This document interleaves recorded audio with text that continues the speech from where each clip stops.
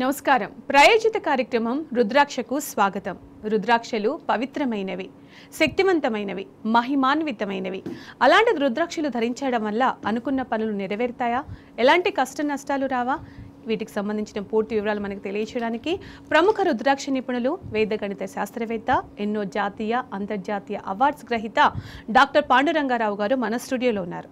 వారిని అడిగి పూర్తి వివరాలు తెలుసుకుందాం. ఓం నమః శివాయ. ఓం నమః శివాయ. ఒక మంచి మోటివేషనల్ స్టోరీతో మన ప్రోగ్రామ్ స్టార్ట్ చేద్దాం. చిన్న కథ చెప్పుకొని కార్యక్రమంలోకి ఎప్పటిలాగే పెడదాం. ఒక గృహిణి, ఒక మహిళ వాళ్ళ ఇంటి ముందు రోజు టిఫిన్ చేసి ఆ ఇంటి గోడ మీద ఒక 2 దోశలో, 2 చపాతీలో, 2 ఇడ్లీనో ఏ ఒకటి పెట్టడం ఒక ఆనవాయితీ. ఓకే. రోజు అలాగా చాలా మంది పెడతారు, కాకులు కానీ అట్లు కానీ ఇట్లు కానీ ఇట్లా. సరే టిఫిన్ చేసి అట్లా పెట్టడం ఆచారంగా కొనసాగుతాం. ఓ భిక్షగాడు రావడం, ఒకే అతను రోజు, ఇంకొకళ్ళు ఎవరు కాదు, అలవాటుగా అతను రావడం, అవి తీసుకొని ఏదో కొనుక్కుంటూ వెళుతున్నాడు. ఏంటి అది జాగ్రత్తగా గమనిస్తే, నువ్వు చేసిన పాపం నీతోనే ఉంటుంది, నువ్వు చేసిన మంచి నీకు తిరిగి వస్తుంది అని రోజు ఇలా చెప్పుకుంటూ వెళ్ళాడు. ఈడెవడు చెత్త వెదవ, రోజు వాడికి కడుపు నిండా తినడానికి పెడుతూ ఉంటే, అమ్మ నీకు దేవుడు అనుగ్రహిస్తాడని కానీ, భగవంతుడు నీకు ఇది ఉంటుందని కానీ, నీ కుటుంబం బాగుంటుందని కానీ ఇలా ఏదో చెప్పిపోతారు. వీడేంటి కొనుక్కుంటూ పిచ్చ పిచ్చ మాటలు మాట్లాడుకుంటూ అని రోజు అనుకుంటూ ఉంటుంది. ఇలా చాలా రోజులు గడిచిన తర్వాత ఒకరోజు అనుకుంటుంది, ఇలాంటి వెధవలకి వేసేదానికంటే సమాజంలో ఇలాంటి వాళ్ళు ఉండకూడదు, మంచిని మంచిగా చెప్పుకోరు, ఇలాంటి వాళ్ళు ఉండకూడదు, వీటికి విషం పెట్టి చంపేయాలి అని చెప్పి అనుకుని ఆ 2 చపాతీల్లో ఒకరోజు విషం కలిపేస్తుంది. విషం కలిపి చంపేద్దాం.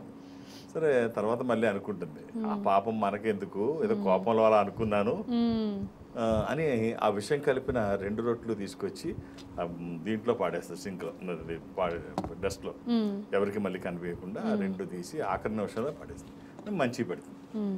మళ్ళీ వచ్చి, నువ్వు చేసిన పాపం నీతోనే ఉంటుంది, నువ్వు చేసిన మంచి నీకు తిరిగి వస్తుంది అని చెప్పి అవి తీసుకొని వెళ్ళిపోతాడు. తర్వాత మిట్ట మధ్యాహ్నం దాటిన కాసేపటికి తలుపు కొడితే, ఎవరా తలుపు అని చెప్పేసి తీస్తే, ఎప్పుడో ఇంట్లోంచి వెళ్ళిపోయిన కొడుకు తలుపు తడుతూ ఉంటాడు. తలుపు తడితే తీస్తే చిరిగిపోయిన బట్టలు, మొత్తం అసలు మట్టి కొట్టుకుపోయి, స్నానం లేకుండా, కాళ్ళకి చెప్పులు లేకుండా భయంకరమైన స్థితిలో కొడుకున్నాడు. సరే ఏమిటి నాయన ఇది అంటే, అమ్మాయి ఏమి లేదు, పడిపోతున్నాడు తను. ఏమీ లేదు, నాకు ఒక ఆమె ఒక ఆయన, ఒక ముసలాయన ప్రాణం పోశాడు, నేను ఇంటికని బయలుదేరాను, నా పర్సు పోయింది, నా దగ్గర ఏమీ లేవు, తినడానికి లేదు, ఏమీ లేదు, ఎలా అన్నా ఇంటికి వచ్చేద్దామని నడిచి వస్తున్నాను, నాకు ఓపిక అయిపోయింది, తినడానికి ఏమీ లేదు, తాగడానికి లేదు, ఇల్లు దగ్గరికి వస్తుందనగా కళ్ళు తిరిగి పడిపోతున్నాను, నాకేమీ తెలియట్లేదు, ఈ ప్రాణం పోతుందేమో అనుకున్న టైంలో, కింద పడిపోతాను అనుకున్న టైంలో ఒక ముసలాయన వచ్చి తన దగ్గర ఉన్న 2 రొట్టెలు పెట్టి నాతో మంచినీళ్ళు తాగిపించాడు. కడుపు నిండా 2 రొట్టెలు తిన్నాను. ఎవరో భిక్షగాడు లాగా ముసలాయన ఉన్నాడమ్మా, ఆయన పెట్టకపోతే ప్రాణం పోయేది అని చెప్పేసి తల్లికి చెప్తుంటే, వెళ్ళిపోతూ ఆ ముసలాడు విచిత్రంగా మాట్లాడుతున్నాడు. ఏమిటా అని గమనిస్తే, నువ్వు చేసిన పాపం నీతోనే ఉంటుంది, నువ్వు చేసిన మంచి నీకు తిరిగి వస్తుంది అని చెప్పేసి అన్నాడు. అంటే ఒక్కసారి గుండెలో రాయిపడినట్టు, ఈ కరెంట్ షాక్ 1000 వోల్ట్స్ ఒకసారి కొట్టినట్టు అయింది. చక్కమని కొట్టి తేరుకొని, అయ్యో నేను వెనక్కి తీసుకోకపోయి ఉంటే ఆ రొట్టెలు, విషయం నా కొడుక్కి నా చేతితో పెట్టేదాన్ని కదా అని చెప్పేసి చాలా బాధపడిపోయింది. సో కాబట్టి ఎప్పుడైనా మంచి చేయడానికి ప్రయత్నించండి. అది ఇంతై వటుడింతై బోన్స్ బాకై మీ దగ్గరికి వస్తుంది. అది పాపం చేసినా కూడా అలాగే వస్తుంది. కాబట్టి మంచి చేయడానికి ట్రై చేయండి, చెడు ఎట్టి పరిస్థితుల్లో ఆలోచన చేయకండి. కానీ ఇప్పుడు చాలా తొందరగా, ఇప్పుడు చెప్పింది చాలా బాగుంది. ఖచ్చితంగా నిజంగా పెద్దవాళ్ళు చెప్తూ ఉంటారు, కర్మ ఫలం అని చెప్పేసి ఎవరిని వదిలిపెట్టదు.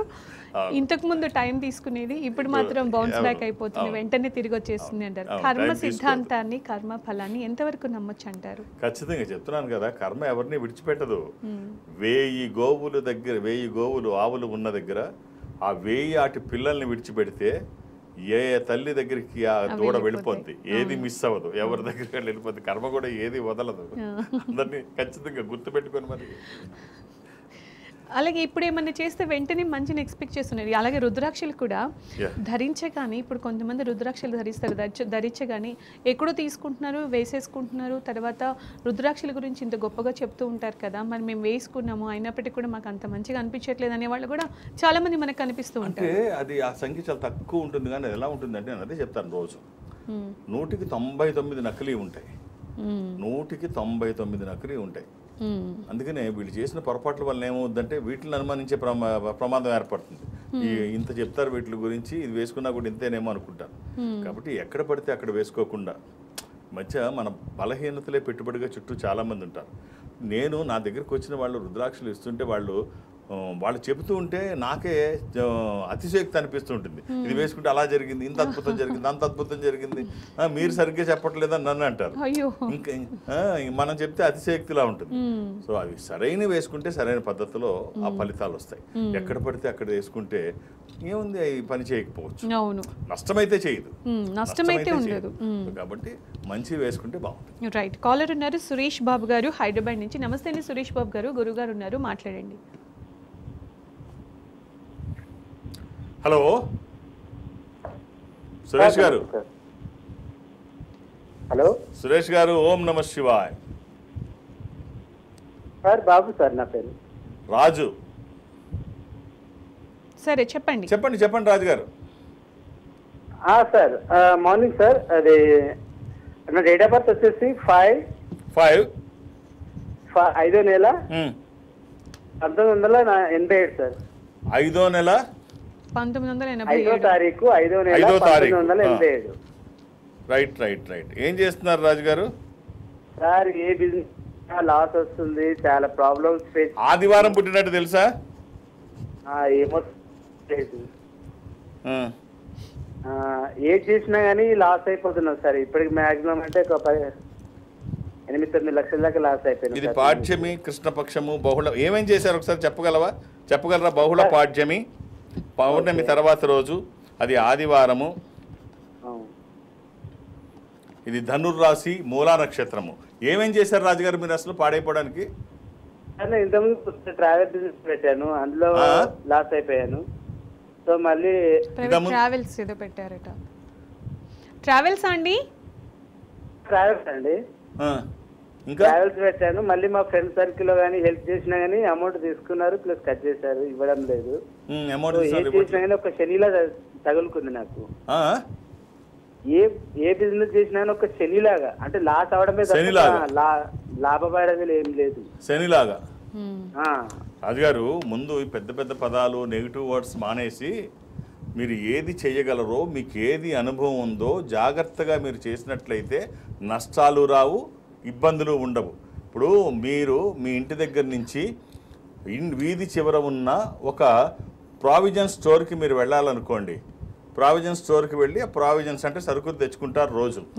తెచ్చుకున్నప్పుడు మీకు ఎలా వచ్చినా, ఎటు నుంచి వెళ్ళినా మీ ఇంటికి రాగలరు. మీరు వెనక నుంచి అయినా ముందు నుంచి అయినా ఎట్లయినా మీ ఇంటికి రాగలరు. ఎందుకు? రోజు వెళ్ళి వస్తుంటారు, మీ ఇల్లు కాబట్టి తెలుసు, ఎక్కడా పొరపాట్లు జరగవు. మధ్యలో ఎవడో వచ్చి ఇటు కాదు అటు పోవాలి తిన్నగా మీ ఇంటికి అంటారు, వెళ్తారా? లేదు, ఏ పొరపాట్లు జరగవు. ఖచ్చితంగా మీరు కళ్ళు మూసుకొనైనా మీ ఇంటికి వస్తారు. కారణం ఏంటంటే మీ ఇల్లు బాగా తెలుసు, పూర్తి అవగాహన ఉంది. ఏదన్నా వ్యాపారం చేసినప్పుడు కానీ, ఏదన్నా పని చేసినప్పుడు కానీ పూర్తి అవగాహనతో చేస్తే పొరపాట్లు జరగవు, నష్టాలు పొరపాట్లు జరగవు. ఇష్టం వచ్చినట్టు చేస్తేనే. తర్వాత డబ్బులు ఇస్తే వెనక్కి రావట్లేదు, డబ్బులు ఎవరిచ్చినా వెనక్కి రావు జాగ్రత్తగా చూసుకోకపోతే. పుస్తకం వనితా విత్తం పరహస్తం గతం గత అథవా పునరావృతం జీర్ణం శల్యం కదాచన అంటాడు. వెనక్కి రావు, వస్తే వాటి పరిస్థితి దారుణంగా ఉంటుంది. రావు ఏ కారణానికైనా ఇదే. మనం పొరపాటు మనది, ఇచ్చినప్పుడు మంచి చెడు చూసుకొని ఇవ్వాలి. ఇది సాధారణంగా చాలామంది ఏం చెప్తారంటే చేయి జారి వెళ్ళిపోయిన తర్వాత తిరిగి రాదు. కానీ అలా కాదు కదా. ఇప్పుడు అవసరం ఉంది అన్నప్పుడు, సహాయం అన్నప్పుడు ఏదో చేస్తూ కరెక్ట్. అది మనం అనుకుంటాం అవసరానికి ఇస్తాం. చిన్న మాట చెప్తాం, అవసరానికి ఇస్తాం. మనకు అవసరం ఉన్నప్పుడు వాళ్ళ దగ్గర ఫ్రీగా డబ్బు ఉండాలి కదా ఇవ్వడానికి. సరే మనకు అవసరమైంది, మళ్ళీ ఇచ్చి అడిగాం, వాళ్ళ దగ్గర ఎక్సెస్ మనీ ఉండాలి, లేకపోతే ఇవ్వడానికి అనుకూలంగా ఉండాలి కదా. చాలా మంది ఏం చేస్తారంటే తెచ్చాము ఇచ్చేద్దాం అనుకుంటారు. మళ్ళీ ఏమనుకుంటారంటే చేతిలో ఉన్న డబ్బులు ఇచ్చేసి మళ్ళీ మనం ఎవరిని అడుక్కోవాలి, అడిగేటప్పుడేమో కాళ్ళు అడిగిన తర్వాత. కాబట్టి ఇలాంటి పొరపాట్లు చేయకండి. మీకు వెనక మిమ్మల్ని నమ్ముకొని ఉన్న వాళ్ళు, మీ మీద ఆధారపడిన వాళ్ళు ఉంటారు. మీరు జాలి తెలిస్తే వాళ్ళ మీద రేపు పొద్దున ఎవరు జాలి తెలిసే వాళ్ళు ఉండరు. కాబట్టి మీరు అర్థం చేసుకోండి. పెద్ద పదాలు శని అది ఇది వాడకండి. తప్పులు మనం చేస్తున్నాం. వేరే వాళ్ళ మీద జాగ్రత్తగా మీరు ప్లాన్ చేస్తే ఖచ్చితంగా బాగుంటుంది. ఒక 7 ముఖాలు 10 ముఖాలు ఏకముఖు ఈ 3 రుద్రాక్షలు ధరించే ప్రయత్నం చేయండి. సప్తముఖి లక్ష్మీ స్వరూపము, శని దోషములకి మంచిది. దశముఖి విష్ణు స్వరూపము, మానసిక ఒత్తిడి తగ్గడానికి, వాస్తు దోషములు పోవడానికి, న్యాయపరమైన చిక్కులు అధిగమించడానికి. ఏకముఖి రుద్రస్వరూపము, అపమృత్యు బాధలు లేకుండా. కుదిరితే ఈ 3, లేకపోతే ఏదైనా ఒకటి. అలానే ఏది పడితే అది వేయకండి. దురదృష్టం రుద్రాక్షల్లో 100కి 99 నకిలీయే ఉంటాయి. ఒక్కటైనా మంచిది వేస్తే ఆ ఫలితం ఒక అద్భుతం. All the best. జమ్మిరెడ్డి గారు ఉన్నారు హైదరాబాద్ నుంచి. నమస్తే అండి జమ్మిరెడ్డి గారు, ఎవరి గురించి తెలుసుకోవాలనుకున్నారో చెప్పండి గురువు గారికి. హలో హలో హలో ఉన్నారండి జమ్మిరెడ్డి గారు? రైట్. అలాగే ఈ మధ్య చూసినట్టయితే మనకి జనాలలో ఆధ్యాత్మిక చింతన కొంచెం పెరిగినట్టు కనిపిస్తోంది. అలాగే సహాయం చేసే వాళ్ళు కూడా బాగానే కనిపిస్తున్నారు అనిపిస్తోంది. సో ఇది మీకేమనిపిస్తుంది? మీరు ఇంకా ఎక్కువగా ఇప్పుడు పూర్వం రోజులు వేరు, ఇప్పుడు వేరు. ఎవడొచ్చి ఎందుకు మాట్లాడుతున్నాడో, వాడు ఏం ఎక్స్పెక్ట్ చేస్తున్నాడో, ఏ మెసేజ్ ఎవడు పంపిస్తున్నాడో, దాని వెనక అర్థం ఏమిటో, ఏది ఓపెన్ చేయాలో, ఏది ఓపెన్ చేయకూడదు, ఎవరితో మాట్లాడాలో, ఎవరితో మాట్లాడొద్దు, పూర్వం దొంగవాడుంటే, పూర్వం దొంగవాడంటే మనం గుర్తుపెట్టి పాత సినిమాల్లో చూస్తే వాడికి ఇక్కడ పురుపుడికాయి, మీసం, ఒక ఘాటు, గళ్ళ లుంగి, దానికో బెల్టు, బొడ్లో కత్తి, ఇవన్నీ ఉండి దొంగోడు. ఇప్పుడు సూటు బూటు వేసుకొని ఎంత పెద్ద నేరాలు ఎవరు చేస్తున్నారో తెలియని పరిస్థితుల్లో ఇవాళ ప్రపంచం ఉంది. ఏది తెలుసుకోలేని పరిస్థితి. చిన్న సంఘటన ఎంత దారుణం అంటే, సాయం చేయడం, అందరూ సాయం చేసినట్టు మనకు కనిపిస్తుంది. ఎంతవరకు కరెక్టో తెలియదు. మొన్న సంబల్లో, ఉత్తరప్రదేశ్ సంబల్లో అమర్ అనే యువకుడు, 20 ఏళ్ళు ఉన్న యువకుడు చనిపోయాడు. చనిపోతే ఈ కుర్రాడు అనాథ, ఎందుకు చనిపోయాడని పోలీసు వాళ్ళు డౌట్ వచ్చి ఎంక్వైరీ చేశారు. ఎంక్వైరీ చేస్తే ఎంత నిజాలు బయటపడ్డాయంటే, వీడే కాదు, ఈ పిల్లాడితో అమర్తో పాటు చాలా మంది అనాథలు చనిపోయారు ఈ మధ్యకాలంలో. తీరా చూస్తే మొత్తం బయటకు తీస్తే ఏంటంటే, ఈ ఒక ముఠా ఏర్పడి ఈ అనాథుల్ని గుర్తించి వాళ్ళకి ఏదో ఒక చిన్న సాయం చేయడం, వాళ్ళకి ఏదో వ్యాపారం పెట్టిస్తాం, లోన్ ఇప్పిస్తామని చెప్పడం, వాళ్ళతో ఆ లోన్ పేపర్ల మీద సంతకం పెట్టించడం, వాళ్ళకి అనాథులకి ఏ ఆస్తి ఉండదు, ఏముండదు, ఆ పెట్టించడం, తర్వాత వాళ్ళకి మంచి చెడ్డ ఏదో భోజనం పెట్టడం, అది చేయడం. తర్వాత 4 రోజులకో 10 రోజులకో వాళ్ళు చనిపోవడం. ఎప్పుడు అది ఎప్పుడు వాళ్ళకి అనుకూలంగా ఉంటే అప్పుడు చంపాడు. చూస్తే ఇలా చాలా మంది చనిపోయారు. 100 కోట్ల రూపాయలు LIC వాళ్ళ పేరు మీద, అనాథుల పేరు మీద LIC కట్టడం. దీని వెనక ఓ ముఠాయే కాకుండా ఉత్తరప్రదేశ్లో డాక్టర్స్ చాలా మంది ఇన్వాల్వ్ అయి ఉన్నారు. డాక్టర్లు కూడా ఎంత దుర్మార్గం అంటే, చూడ్డానికి ఒక అనాథ పిల్లోడికి సాయం చేసినట్టు పైకి కనిపించడం, వాడికి లోన్ ఇప్పిస్తాం, అది ఇప్పిస్తామని చెప్పడం, వాడి వ్యాపారం పెట్టుకుని పాపం వాళ్ళు ఎంత ఇదిగా నమ్ముతారు, వాళ్ళు పెట్టింది తింటారు. చేస్తే ఇలా చూస్తే వీళ్ళు మనకు నిజంగా దేవుడు వచ్చినట్టు వచ్చాడో, దేవుళ్ళ సాయం అనుకుంటాం. వాళ్ళు ఏం ప్లాన్ మీద వచ్చారో తెలియట్లేదు. ఇలా చూస్తే ఉత్తరప్రదేశ్లో ఇలాంటి బ్యాచ్లు చాలా ఉన్నాయంట. అక్కడే కాదు, ఇక్కడ కూడా చాలా ఉన్నాయి. LICలో పనిచేసేవాళ్ళంట, డాక్టర్లంట, మన దగ్గర కూడా, ఇక్కడ కూడా అన్ని చోట్ల ఇంత దారుణంగా. కాబట్టి ఎవడు ఏం చేసిన సాయం చేస్తున్నాడు అనుకో అక్కర్లేదు, ఎవడో ఎవరిని నమ్మే పరిస్థితులు కనిపించట్లేదు, ఏం చేస్తున్నాడో తెలియట్లేదు. కాబట్టి గుడ్డిగా ఏది నమ్మే పరిస్థితి ఇవాళ అయితే లేదు. ఇది చాలా దారుణం. సాయం చేస్తున్నట్టు చేసి ఇంత దారుణమో అసలు. మనిషిని 100 కోట్ల రూపాయలు ఇదంట స్కామ్. ఇంకా అలాంటి చాలా ప్లేస్లు ఉన్నాయి, ఎక్కడ పడితే అక్కడ ఉన్నాయి ఇండియాలో ఇవి. సో దాన్ని బట్టి ఏదో చేస్తున్నారని వెంటనే బ్లైండ్ గా, ఏది నిజం కాదు, మన కంటికి కనిపిస్తున్నది ఏది నిజం కాదు. మనం చెయ్యిలా అరిచే ఇలా పెడతాం. ఇటు వైట్ అని ఒకటి చెప్తాడు, ఇటు చామంచి అని ఒకటి చెప్తాడు. ఇది రైటే, ఇది రైటే, ఏది అబద్ధం కాదు. మనకు కనిపించేదంతా ఏది నిజం కాదు. ఎవడు ఎలాంటి వాడో తెలియదు. రైట్. మహేష్ వస్తున్నాడో తెలియదు. కాబట్టి ఎప్పుడు అప్రమత్తంగా ఉండడం అనేది చాలా ఇంపార్టెంట్. బాగా చెప్పారు. అనంతపూర్ నుంచి ఉన్నారు మహేష్ గారు. మహేష్ గారు నమస్తే అండి. నమస్తే మేడం. గురుగారు ఉన్నారు, మాట్లాడండి. నమస్తే గురుగారు. నమస్కారం. ఓం నమ శివాయ. ఓం నమ శివాయ గురుగారు. చెప్పండి, ఎలా ఉన్నారు? బాగున్నాను. మా కొడుకు గురించి అడుగుదామని. డేట్ ఆఫ్ బర్త్ ఇస్తారా? నవంబర్ 30 తారీఖు 2003. ఏం చేస్తున్నాడండి అబ్బాయి? ఇప్పుడు చదువుకుంటున్నాడు. ఈ పిల్లోని ఆదివారం పుట్టినట్టు తెలుసా ఈ అబ్బాయి? అవును, ఆదివారం మధ్యాహ్నము 12 గంటలకు. ఎంతమంది పిల్లలు మీకు? 2. ఇంకో అబ్బాయి ఏం చేస్తున్నాడు? ఆ పిల్లోడు చదువు బ్రేక్ అయింది. ఇది ఆదివారం మధ్యాహ్నము, అలాగే ఇది సప్తమి శుక్లపక్షము, శుద్ధ సప్తమి, ఇది మకర రాశి, ఉత్తరాషాఢ నక్షత్రము.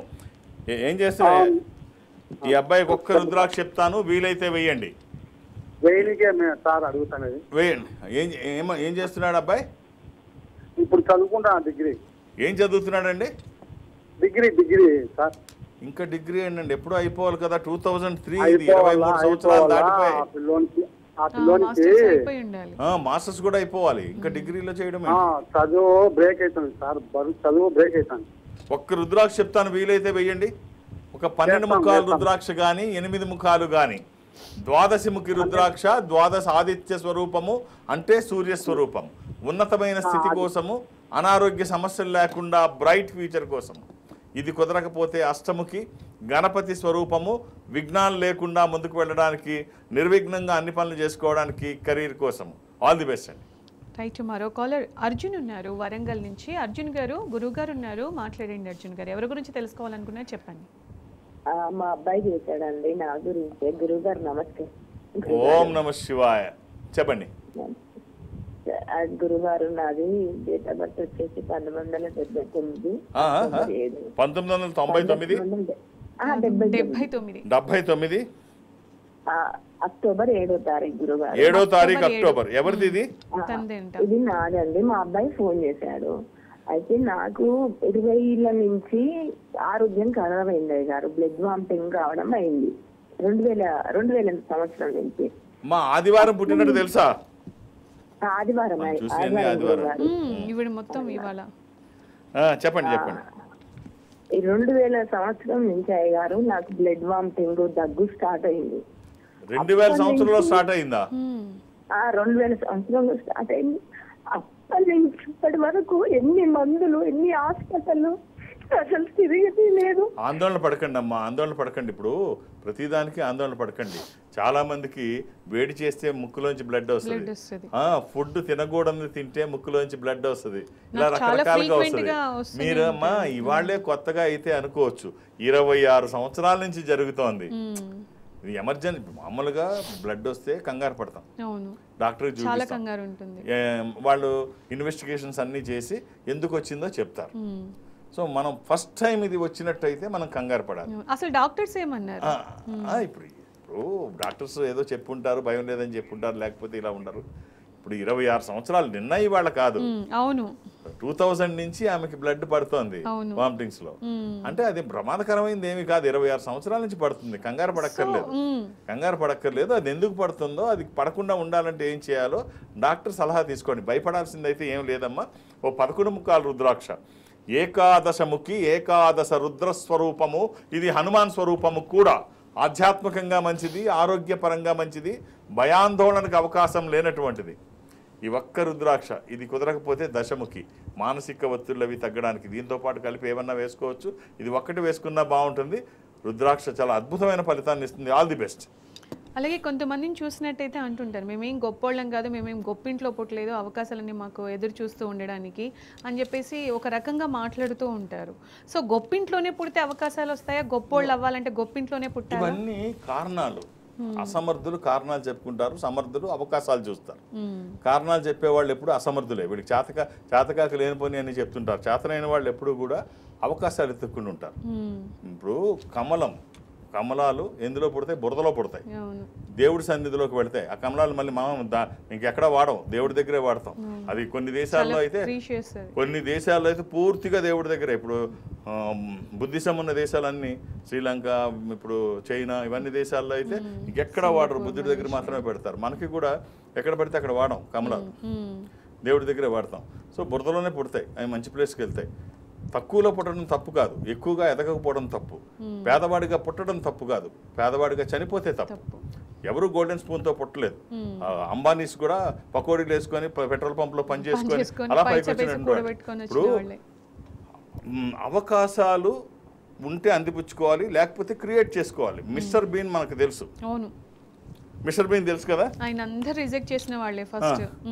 మిస్టర్ బీన్ యా, షోలు ఎంత బాగా నవ్విస్తుంటాడు. అవును.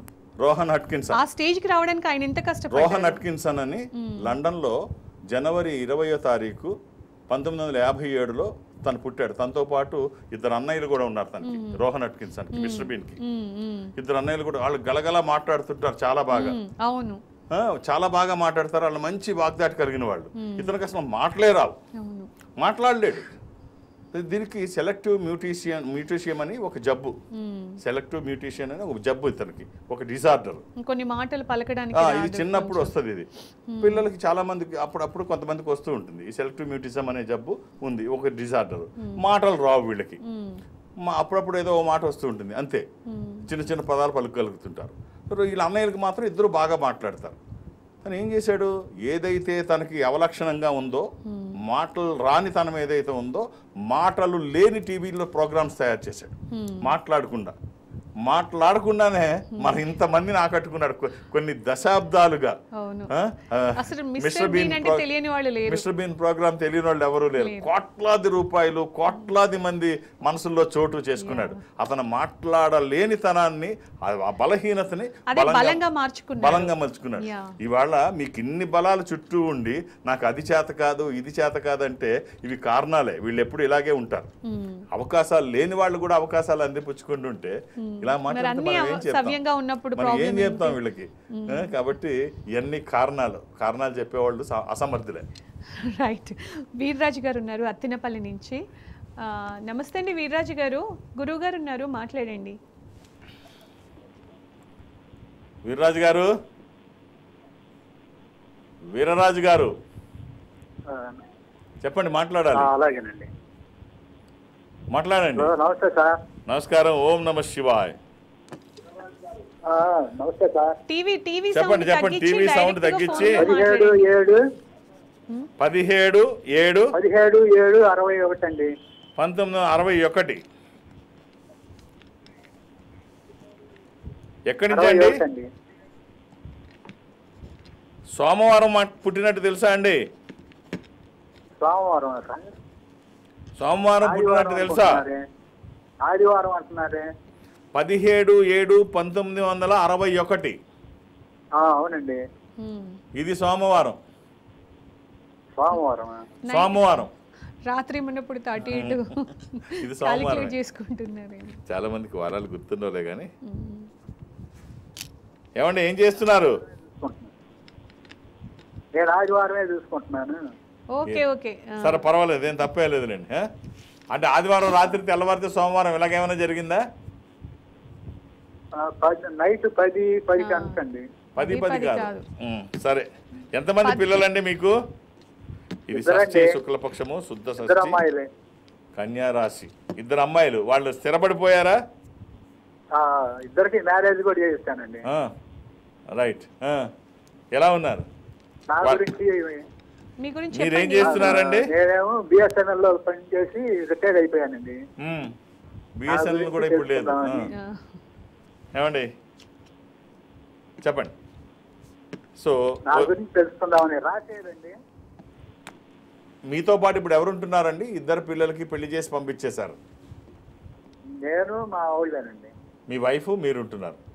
ఓ మంచి చిన్న కాంబినేషన్ చెప్తాను, మీకు ఉపయోగపడేది. అవకాశం ఉంటే ధరించండి. ఒక 7 ముఖాలు, 11 ముఖాలు ఏకముఖి. ఈ 7 ముఖాలు లక్ష్మీ స్వరూపము, శని దోషములకి మంచిది. ఈ 11 ముఖాలు ఏకాదశముఖి, ఏకాదశ రుద్రస్వరూపము. ఇది హనుమాన్ స్వరూపము కూడా. ఆధ్యాత్మికంగా మంచిది, ఆరోగ్యపరంగా మంచిది, భయాందోళనకు అవకాశం లేనటువంటిది. ఏకముఖి రుద్రస్వరూపము, అపమృత్యు బాధలు లేకుండా. ఈ 3 కలిపి చిన్న రుద్రాక్ష మాలలో కానీ, చైన్లో కానీ, తాడులో కానీ. ఒకవేళ 3 కుదరకపోతే ఏదైనా ఒకటి వేసుకోండి. రుద్రాక్ష ఒక దైవికమైన సంపద. మన చుట్టూ ఎన్ని ఆస్తులున్నా, ఏ ఆస్తులు మనకి ఉపయోగపడతాయో తెలియదు కానీ ఈ సంపద ప్రతినిత్యము మనతోనే, మన గుండెల మీదే ఉంటూ ప్రతినిత్యము మనకు ఉపయోగపడుతూ ఉంటుంది. వ్యతిరేక శక్తులు మన మీదకి రానియకుండా విజయాలు ఎప్పుడూ మన పక్కనే ఉంటాయి. ఆల్ ది బెస్ట్ అండి. అలాగే మీరు ఎక్కడెక్కడ అవైలబుల్గా ఉంటారు, మీ పర్యటన డీటెయిల్స్ చెప్తారా? నేను ఒక ఆధ్యాత్మిక సంస్థలో ఉన్నాను. ఈ సంస్థ ప్రపంచవ్యాప్తంగా ఉంటుంది. జనరల్గా ఎక్కడికి వెళ్ళడానికి అవకాశం లేకపోయినా ఈ సంస్థ యొక్క బ్రాంచెస్ ఎక్కడున్నాయో అక్కడ ప్రతి గురువారం బేస్తవారం నాడు నేను అక్కడికి వెళ్ళే ఒక సాంప్రదాయం చాలా కాలంగా కొనసాగుతోంది. ఇప్పుడు కమింగ్ థర్స్డే వచ్చే గురువారం నాడు నేను తిరుపతిలో అందుబాటులో ఉంటాను. మధ్యాహ్నం వరకు మాత్రమే తిరుపతిలో ఉంటాను. మధ్యాహ్నం 1:30 2 మ్యాక్సిమం. సో మీరు 2-3 పేర్లు నమోదు చేస్తే కష్టమవుతుంది. మీరు ఒక్కొక్క పేరు మాత్రమే, ఇదేమి ఎమర్జెన్సీ కాదు, మళ్ళీ నేను వచ్చినప్పుడు కలవచ్చు. ఒక్కొక్క పేరు మాత్రమే నమోదు చేయించండి, 2-3 చేయించొద్దు. అలాగే హైదరాబాద్లో నన్ను కలవడానికి నేను ఎవరికి అపాయింట్మెంట్స్ ఇవ్వను, ఏ రికమెండేషన్ తీసుకోను. నన్ను కలిసేదానికి ఇవేమి అవసరం లేదు. నేను ఉన్నప్పుడు వస్తే చూసేస్తాను. నేను శని ఆదివారాలతో కలిపి అన్ని రోజులు హైదరాబాద్లోనే ఉంటాను. ఒక్క గురువారం నాడు ఏదో ఒక బ్రాంచ్లో ఉంటాను. ఇక దూర ప్రాంతాల నుంచి కూడా ఇక్కడ వరకు రావాల్సిన అవసరం లేదు. దూర ప్రాంతాల నుంచి కూడా ఇక్కడ వరకు రావాల్సిన అవసరం లేదు. అన్ని చోట్ల ఈ సంస్థ ఉంటుంది. మీరు ఈ సంస్థలో దగ్గర అంటే నేను దక్షిణ భారతదేశం నేను అటెండ్ అవుతాను. దక్షిణ భారతదేశంలో ఈ సంస్థకి దగ్గరగా ఎక్కడైనా మీరు అందుబాటులో ఉంటే మీరు అక్కడికి వెళితే శ్రావణి కూడా ఇప్పుడు రేపు సోమవారం నాడు కమింగ్ మండే విశాఖపట్నం ఉంటుంది. ఆ తర్వాత వారం బెంగళూరులో ఉంటుంది. సో బెంగళూరు, విశాఖపట్నం శ్రావణి చూస్తుంది. సో తొందరలో ఖమ్మం కూడా రెడీ అవుతుంది. సో ఖమ్మం నేనే పెడతాను. సో గురువారం నాడు మాత్రం తిరుపతి. సో మీరు ఒక్కొక్క పేరు నమోదు చేయించండి, 2-3 కాదు, అర్థం చేసుకొని సహకరించండి. రైట్ గురుగారు, చాలా విషయాలు తెలియజేశారు. అలాగే ముఖ్యంగా మీరు చెప్పే విషయాలలో దీంతోనే ఇది జరిగిపోతుంది అని కాకుండా ఎవరికి వాళ్ళు ఎలా పైకి ఎదగాలనేది చాలా స్పష్టంగా తెలుస్తూ ఉంటుంది. Thank you so much. ఓం నమః శివాయ.